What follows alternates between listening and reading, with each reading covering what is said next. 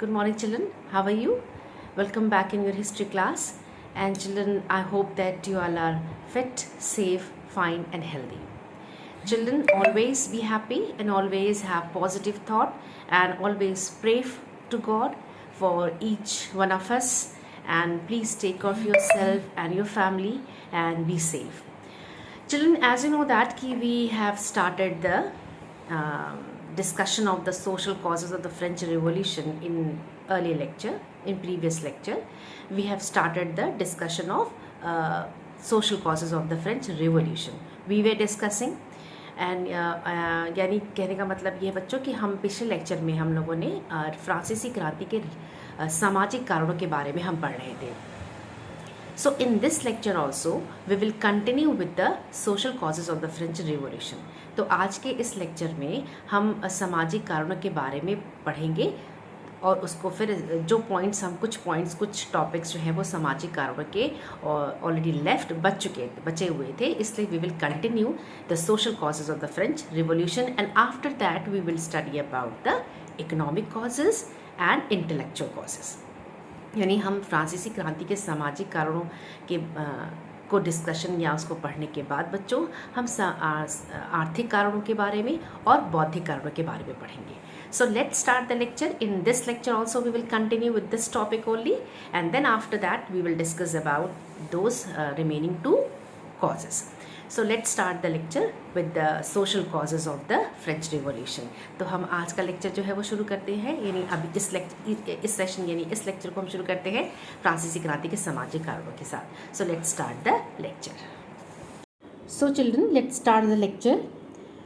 Children, as you know that we were discussing about the social causes of the French Revolution. हम लोग फ्रांसीसी क्रांति के सामाजिक कारणों के बारे में पढ़ रहे थे और इससे पहले वाले लेक्चर में सेशन में बच्चों हम लोगों ने सामाजिक कारणों में पढ़ा था कि we have discussed that social condition of France during the 18th century was very miserable.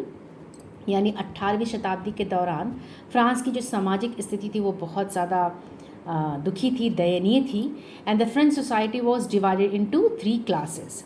और फ्रांसीसी समाज जो था वो 3 वर्गों में बटा हुआ था और you can say that 3 states में बटा हुआ था. तो इसमें जो सबसे पहला जो स्टेट था, the first class was clergy class. यानी हम कह सकते हैं पहला जो स्टेट था, पहला वर्ग था वो था आपका पादरी वर्ग का. दूसरा था सेकंड स्टेट जो था वो था नोबल्स का यानी कुलीन वर्ग का. And the third state was common people, common person. Third state जो था आपका साधारण वर्ग था, सर्वसाधारण वर्ग था, कॉमन पीपल था. Now in the third state children there was also a middle class. Third state के अंदर एक मिडिल क्लास मध्यम वर्ग भी इंक्लूडेड था, जिसके अंदर जो है वो बहुत सारे लोग आते थे, जैसे कि जिसमें जो मध्यम वर्ग था वो एलाइट क्लास था, एजुकेटेड क्लास था, यानी पढ़े लिखों का क्लास था.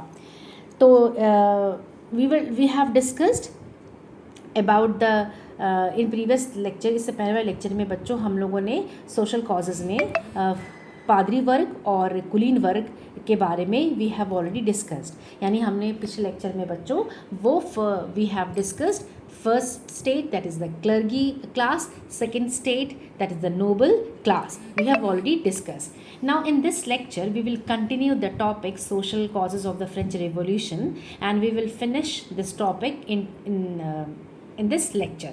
मतलब हम अब जो इस लेक्चर में भी बच्चों हम फ्रांसीसी क्रांति के सामाजिक कारणों के बारे में पढ़ेंगे और आगे पढ़ेंगे अबाउट द थर्ड स्टेट यानी तीसरे वर्ग के, यानी सर्वसाधारण जो वर्ग था, तीसरा वर्ग था जो कॉमन पीपल का वर्ग था, third state.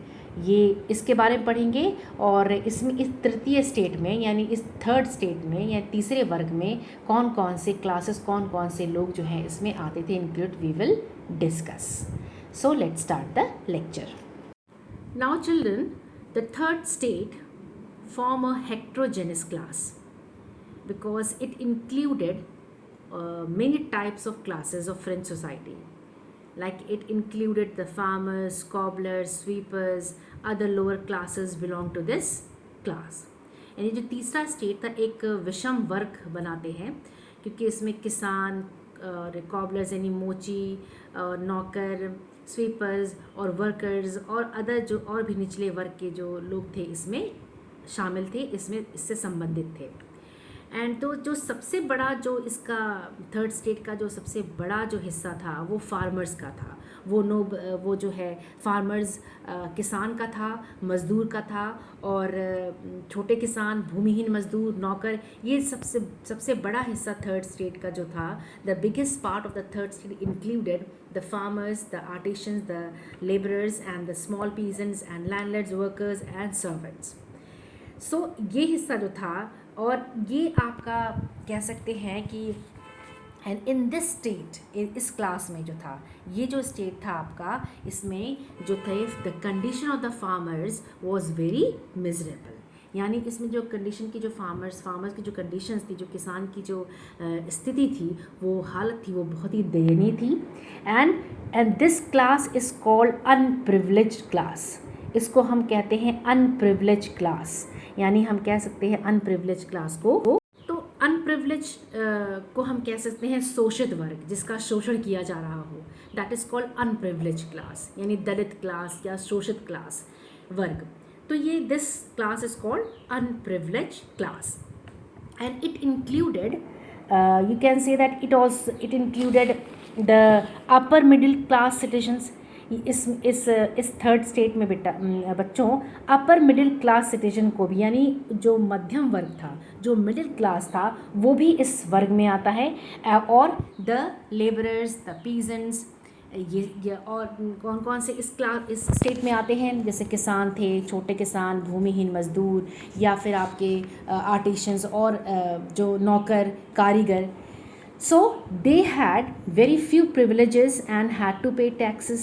The peasant constituted about 90% of the population, but only a small number of them owned the land they cultivated. And children, around 60% of the land cultivated by peasants was owned by nobles. And the nobles, the church, and other richer members of the third state. As a richer members of the third state, you can say that कि जो वो छोटे छोटे जो धनी farmers थे, जो धनी ज़मींदार थे, जो धनी लैंडलॉर्ड्स थे, that also included in the third state. धनी लैंडलॉर्ड से कहने का मतलब है कि जैसे बिजनेसमैन थे, मर्चेंट्स थे, व्यापारी थे, ये भी थर्ड स्टेट में आते थे। And the peasant had to work hard in order to earn a square meal and had to bear the heavy burden of taxes. Because the peasants were heavily taxed and their lives were quite miserable and quite in suffering. They were bound to do free labor for the landlord or to work in his house and fields. And also along with this, they had to serve in the army if required or to work in building roads or ponds. कहने का मतलब यहाँ है बच्चों कि जनसंख्या का बच्चों जो लगभग इस इंक्लूडेड मतलब इस क्लास में जो है वो हम मिडिल क्लास, एक मध्यम वर्ग भी शामिल था जो कि शिक्षित वर्ग था। मैं आपको भी बात बताऊंगी कि इस शिक्षित वर्ग में कौन कौन से आते हैं। और इस थर्ड स्टेट में बच्चों इन शिक्षित वर्ग, इन मिडिल क्लास के अलावा लेबरर, तो इन थर्ड स्टेट में बच्चों the labourers and the peasants also included. And these peasants and laborers, they had very few privileges and had to pay taxes. The peasants constituted about 90% of the population, but only a small number of them owned the land and they cultivated. Around 60% of land cultivated by peasant was owned by nobles, the church, and other richer members of the third state.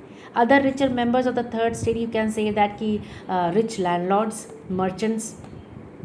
Then the peasant had to work hard in order to what? To earn a meal and had to bear the heavy burden of taxes. And the peasants were heavily taxed and their lives were quite miserable. They were bound to do work free labor for the landlord and to work in his house as well as in his fields. They had to serve in the army if required or to work in building roads or ponds. कहने का मतलब ये है बच्चों कि इस third state में किसान, भूमिहीन मजदूर भी आते थे या अदर छोटे फार्मर्स, छोटे किसान भी आते थे, उनको जो है बहुत सारी उन्हें कोई प्रिविलेजेस यानी उन्हें कोई जो है वो सुख सुविधा प्राप्त नहीं था।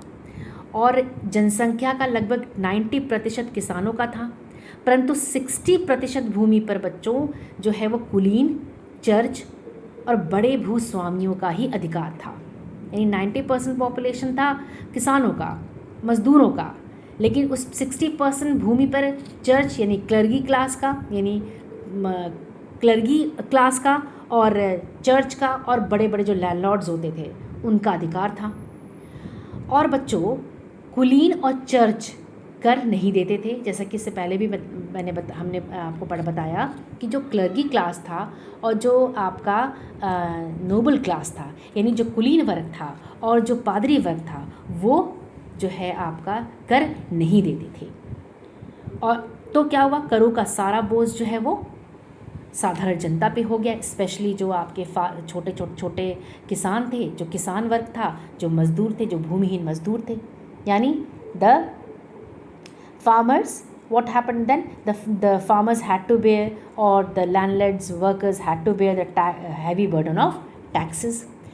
अब प्रथम जो दो स्टेट थे बच्चों, कुलीन वर्ग और पादरी वर्ग, in the first two classes वे clergy class and the middle noble class, उनको कुछ विशेषाधिकार जन्म से ही प्राप्त थे, यानी they got certain special rights by birth. क्या थे वो? इनमें सबसे बड़ा जो विशेषाधिकार था, सबसे बड़ा जो स्पेशल राइट था, वो था आपका राज्य को दिए जाने वाले करों से आज़ादी यानी छूट।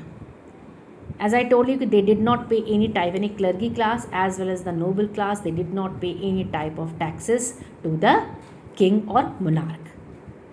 अब जो है इनको कुछ सामंती विशेषाधिकार भी प्राप्त थे, कुलीन वर्ग को और नोबल्स को, यानी सामंती माने बड़े बड़े ज़मींदारों की, ये बड़े बड़े ज़मीनों के ये मालिक थे, तो बड़े लैंडलॉर्ड्स या सामंत कहलाते थे। अब इनके द्वारा किसानों से सामंती कर भी वसूला जाता था, यानी सामंती कर यानी फेडरल ड्यूज़, फेडरल टैक्सेस। फेडरल ड्यूज़ क्या है बच्चों? कि जो किसान, जो मज़दूर जो है वो बड़े बड़े लैंडलॉर्ड्स या बड़े ज़मींदारों के ज़मीन पे जो काम करते थे, तो काम करने के उसमें रिज़ल्ट में the labourers and the farmers had to give federal dues to the जो है आपका है फेडरल लैंडलॉर्ड्स, ज़मींदार को देना पड़ता था। अब किसान इसमें था, अब किसान अपने स्वामी की सेवा भी करता था, जैसे कि स्वामी के घरों और खेतों में काम करना, सैन्य सेवाएं देना, सड़कों के निर्माण में सहयोग आदि करने के लिए वो बाध्य थे। Isn't it, children? The peasants were heavily taxed and their life was quite miserable. They are bound to free labor for the landlord to work in his house and fields and to serve in the army if required, or to do work. You can say that they had to also work in building roads and ponds. Now यहाँ पे क्या था बच्चों? अब ये था कि church भी किसानों से करों का एक हिस्सा, जिसको हम कहते हैं tithe in the form of religious tax, धार्मिक कर के रूप में वसूलता था। In the peasant had to give the religious a type of religious tax known as tithe to the church.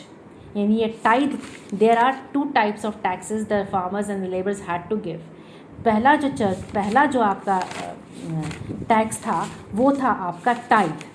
ये टाइथ टैक्सेस जो थे वो tithe taxes were imposed by the church and it was 1/10 of the agriculture produce by the farmers, यानी of the farmers. यहाँ पे क्या था कि जो टाइथ था बच्चों, वो एक धार्मिक कर था जो किसानों से चर्च द्वारा लिया जाता था। ये था। इसके अतिरिक्त जो है तीसरे स्टेट के सारे लोग, समस्त लोगों को सरकार को भी कर चुकाना पड़ता था। ये तो टाइथ जो है एक धार्मिक कर था जो किसान और लेबर्स जो है वो चर्च को देते थे। इसके अलावा थर्ड स्टेट में जो लोग भी आते थे, जैसे भूमिहीन मजदूर हैं, नौकर हैं, कारीगर हैं, तो ये लोग जो थे, इन लोगों को भी जो है वो समस्त कर जो है वो सरकार को देना पड़ता था। और वो था आपका जो सरकार को कर दिया जाता था उसको कहते हैं टाइल, यानी प्रत्यक्ष कर। और टाइल कौन सा कर था बच्चों? ये था एक डायरेक्ट टैक्स था, एक ये प्रत्यक्ष कर था, the tax to be paid directly to the state, यानी ये सीधे सरकार को या राज्य को दिए जाने वाला कर था, जिसको हम टाइल कहते हैं, यानी प्रत्यक्ष कर कहते हैं। और ऐसे बहुत से अप्रत्यक्ष कर भी शामिल थे, ऐसे बहुत से जो हैं वो इनडायरेक्ट टैक्सेस भी शामिल थे, जैसे क्या था गोबल, जैसे कि गेबल कर थे। अब इस तरह के अप्रत्यक्ष कर भी बहुत सारे थे। अप्रत्यक्ष करों में बच्चों, अप्रत्यक्ष कर जो था वो नमक, तंबाकू जैसी रोज़ाना इस्तेमाल की जाने वाली वस्तुओं पे लगाया जाता था, यानी indirect taxes were imposed on the daily used things, goods like salt and जो आपके ये थे, आपके मेडिसिन्स थे, सॉल्ट थे, शुगर थे and other necessary essential things. तो अब ये क्या, इस प्रकार जो था राज्य का जो कामकाज का जितना बोझ था वो करों के माध्यम से जनता ही इसको सहन करती थी। इस तरीके से जो था ये आपका ये थर्ड स्टेट में जो लेबर्स और वर्कर्स और लैंडलॉर्ड्स वर्कर्स थे उनकी ये दशा थी। नाउ चिल्ड्रन, इसमें क्या था, जो क्लर्गी थे, जो क्लर्गी क्लास था, जो नोबल क्लास था, यानी जो पादरी वर्ग था, जो कुलीन वर्ग था, they exploited the labor classes. They exploited the farmers as well as the artisans and landlords workers. ये शोषण करते थे, इसीलिए ये वर्ग जो था इसको अनप्रिविलेज क्लास कहा जा सकता है, या हम कह सकते हैं ये शोषित वर्ग था। नाउ चिल्ड्रन, थर्ड स्टेट में एक अलग वर्ग का उदय हुआ जिसको हम कहते हैं मध्यम वर्ग, या इसको हम बुजुर्गा वर्ग भी कहते हैं। यानी तीसरे स्टेट में ही मध्यम वर्ग या बुजुर्गा वर्ग भी आता था। अब ये मध्यम वर्ग में कौन कौन से आते थे? ये लोग शहर में रहते थे और इनमें पढ़े लिखे लोग रहते थे, यानी एक शिक्षित वर्ग था। इसमें सरकारी कर्मचारी, लेखक, चिकित्सक, व्यापारी, पूंजीपति सभी आते थे। इनके पास योग्यता और धन जो था वो दोनों था, परंतु सामाजिक सम्मान और विशेषाधिकार नहीं थे। वो सिर्फ क्लर्गी यानी पादरी वर्ग और जो है आपका कुलीन वर्ग के पास था। अतः इसलिए इस वर्ग ने क्या किया कि जन्मजात विशेषाधिकार के विरुद्ध जो है वो आवाज़ उठाई और उन्होंने समानता की मांग की, यानी वो असमानता के खिलाफ थे। यानी उनको वो इस बात से विरुद्ध आवाज़ उन्होंने उठाई कि किसी को भी जन्म के बेस पर, यानी जन्मजात विशेषाधिकार नहीं देने चाहिए, बल्कि योग्यता के अनुसार जो है उनको अधिकार और पद देना चाहिए। तो इन्होंने समानता की मांग की और इन मध्य वर्ग के लोगों ने राजतंत्र के विरुद्ध एक संघर्ष या विद्रोह का वातावरण तैयार कर दिया। मीन्स कहने का मतलब है कि a new type of social group known as middle class emerged in 18th century, यानी 18वीं सेंचुरी में एक नया मिडिल क्लास उभर कर आया। Middle class emerge and known as bourgeois class, and in this class the traders, merchants, manufacturers, they formed the majority of this rising class. They own most of the business, and the professionals like lawyers, judges, teachers, doctors, writers, administrators, etc. were the part of this rising class. And they were gradually growing in importance, power and prosperity. They earned their wealth through expanding overseas business and manufacturing goods such as woolen and silk textiles. They all were educated. In fact, this class is middle class is an educated class and considered themselves as an educated class. As good as nobles, they opposed the existing system of privileges and started looking for an opportunity to end the social inequalities. And they started demanding equality before law. यानी उनको कहने का मतलब था कि this middle class rejected they did not believe in the divine rights of the king. यहाँ पे क्या हुआ बच्चों कि ये नया सोशल मिडिल क्लास उभर कर आया, तो तो ये बहुत ही धनी था, संपत्ति, इनके पास संपत्ति भी थी, इनके पास योग्यता भी थी, इनके पास शिक्षा भी थी, इनके पास धन भी था। और ये एक बिजनेसमैन थे, मर्चेंट्स थे, इसमें मर्चेंट्स भी आते थे, बिजनेसमैन भी आते थे, राइटर्स भी थे, लॉयर्स भी थे, डॉक्टर्स भी थे, तो एक शिक्षित वर्ग था। तो इन्होंने अपने ये वुलन का और सिल्क का बिज़नेस भी करते थे। तो इन्होंने एक अपनी शिक्षा के दम पर बच्चों, इन्होंने एक ये जो है ये राजतंत्र के विरुद्ध जो है एक विद्रोह का वातावरण इन्होंने बनाना शुरू कर दिया और सामाजिक असमानता के खिलाफ इन्होंने आवाज़ उठाई और समानता की इन्होंने मांग की। So the social inequalities led to the growth of ever increasing dissatisfaction among the people of the middle class, and it is worth mentioning that the rising middle class was the most responsive to new ideas and values. यानी कहने का मतलब है कि ये जो social असमानता थी, इसने जो है वो मिडिल क्लास के लोगों में एक असंतुष्टि सी फैला दी थी। वो इससे बहुत असंतुष्ट थे, ये जो सामाजिक असमानता थी कि नोबल क्लास यानी कुलीन वर्ग और पादरी वर्ग को कर नहीं देना पड़ता था। वो सारी सुख सुविधा विलासता में रहते थे, उनको वो हर कर से बरी थे और सारे करों का बोझ और सारा जो है वो शोषण जो है वो थर्ड स्टेट के यानी वर्कर्स, फार्मर्स, पीजेंट, आर्टिशंस, इन लोगों को करना पड़ता था और सारे कर भी यही देते थे। तो the people belonging to the upper middle class वे एजुकेटेड एंड ब्रॉड माइंडेड, ये शिक्षित वर्ग था और ये ब्रॉड माइंडेड भी थे। And they were not ready to accept the idea of divine rights, as I told you, कि वो राजा की इस पॉलिसी, इस डिक्लेरेशन को, इस घोषणा को वो मानते ही नहीं थे, divine rights of the king, यानी राजा की दिव्य जो अधिकार थे उनको वो मानते नहीं थे। कि राजा ने, इससे पहले भी मैंने बताया कि जो लुइस 16 के पहले लुइस 16 के जो ग्रैंडफादर थे, उन्होंने कहा था कि आई एम द स्टेट, मैं ही राज्य हूँ और my will is the law of the nation, यानी मेरी इच्छा ही राज्य का या मेरी इच्छा ही कानून है। तो दिस अपर मिडिल क्लास जो है वे not ready to accept the idea of this divine rights and privilege existence.